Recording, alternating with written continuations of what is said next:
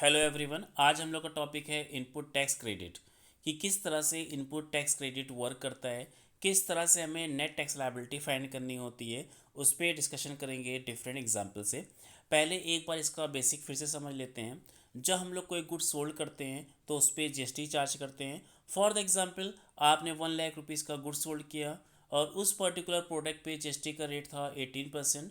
तो आप अपने कस्टमर से लेंगे 1 lakh plus 18% of 1 lakh, 1,18,000 rupees आप कस्टमर से चार्ज करेंगे, जिसमें से 1 लाख रुपीज़ सेल्स की वैल्यू है और 18,000 रुपीज़ वैल्यू जीएसटी की वैल्यू है। और जीएसटी का पेमेंट हमें गवर्नमेंट को करना होता है।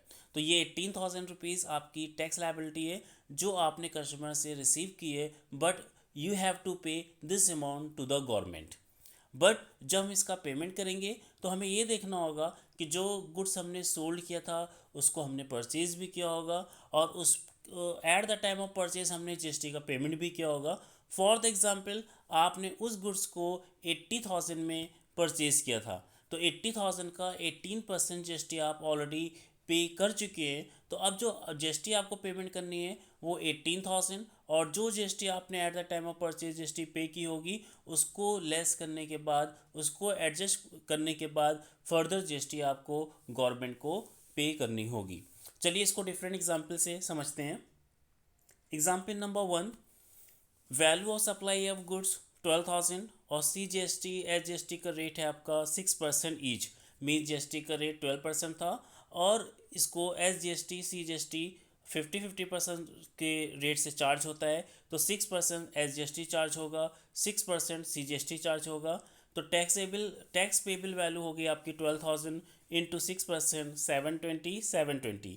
ये वैल्यू आपने अपने कस्टमर से चार्ज की थी at the time of sales, और ये आपकी ग्रॉस टैक्स लायबिलिटी थी 720 एंड 720। बट इस टैक्स लायबिलिटी में से हमें परचेज के टाइम जो हमने टैक्स का पेमेंट किया था उसको एडजस्ट करने के बाद हमें गवर्नमेंट को पे करना होता है। तो ये गुड्स हमने परचेज किया था 10,000 का, और इस पर हमने उस टाइम जीएसटी दी थी, means at the time of purchase GST दी थी 6% ईच, मीन्स 600 एंड 600। तो आपकी जो नेट टैक्स लायबिलिटी है, मीन जो आप कैश पेमेंट करोगे इलेक्ट्रॉनिक कैश लेजर के थ्रू गवर्नमेंट को पेमेंट जो होगा उस वो पेमेंट होगा लेस करने के बाद, एडजस्ट करने के बाद। मीन्स 720 जीएसटी थी आपकी, S G S T C G S T at the time of sales of goods जो आपने चार्ज किया था, और उसमें से 600 रुपीज़ जो आपने at the time of purchase GST का पेमेंट किया था वो लेस करने के बाद you have to pay difference value which is 120 to the government through electronic cash ledger. तो आई थिंक ये आपको क्लियर हो गया होगा कि किस तरह से आईटीसी हम एडजस्ट करते हैं। चलिए एक और एग्जांपल देखते हैं। 12,000 रुपीज़ वैल्यू ऑफ गुड्स था।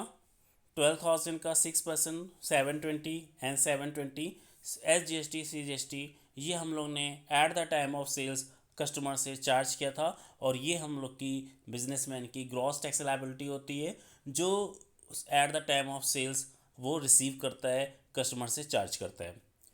अब इस गुड्स को परचेज़ किया था, या जो भी हमने during the month goods purchase किया था उसकी वैल्यू थी 10,000, और उस पर H G S T C G S T का रेट था 10%। Means at the time of purchase of goods आपने पे किया था 1,000 एंड 1,000।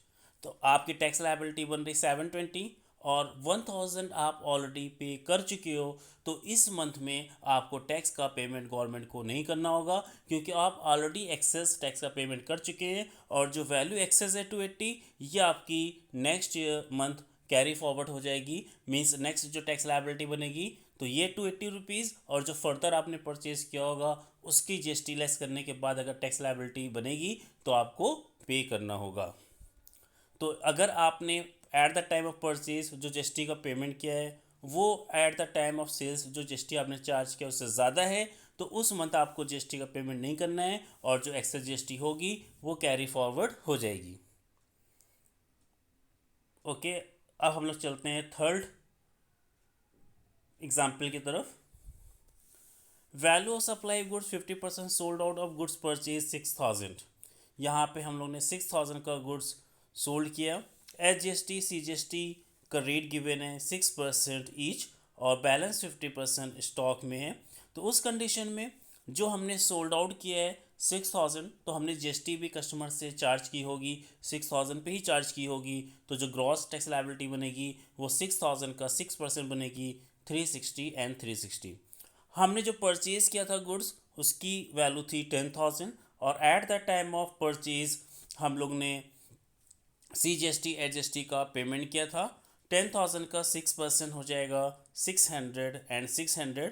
तो अब ये जो टैक्स लायबिलिटी हम लोग की बन रही थी ग्रॉस टैक्स लायबिलिटी 360, और इसमें से ITC एडजस्टमेंट होने के बाद आपके जो डिफरेंस आ रहा है वो निगेटिव आ रहा है। मीन्स आपने एक्सेस GST पे की है 240, वो कैरी फॉरवर्ड हो जाएगी नेक्स्ट मंथ की एडजस्ट करने के लिए, और इस मंथ आपको कैश का पेमेंट नहीं करना होगा। अब इसमें ये नहीं देखना है हमें कि आपने कितना पोर्शन सोल्ड किया, ओवरऑल आपको ये देखना होता है कि कितनी टैक्स लायबिलिटी बन रही है और आपने कितना टैक्स का payment at the time of purchase किया होगा। अगर टैक्स लायबिलिटी आपकी at the time of sale ज़्यादा होगी और टैक्स लाइब जो आपने पेमेंट किया था eight the time of purchase वो कम होगी तो आपको टैक्स पे करना होगा। और अगर tax liability at the time of sales कम है और जो आपने at the time of purchase payment किया था जीएसटी का वो ज़्यादा है, तो जो एक्सेस वैल्यू होगी वो कैरी फॉरवर्ड हो जाएगी। मीन्स नेक्स्ट मंथ आप एडजस्ट कर सकते हो। Okay bye, have a nice day.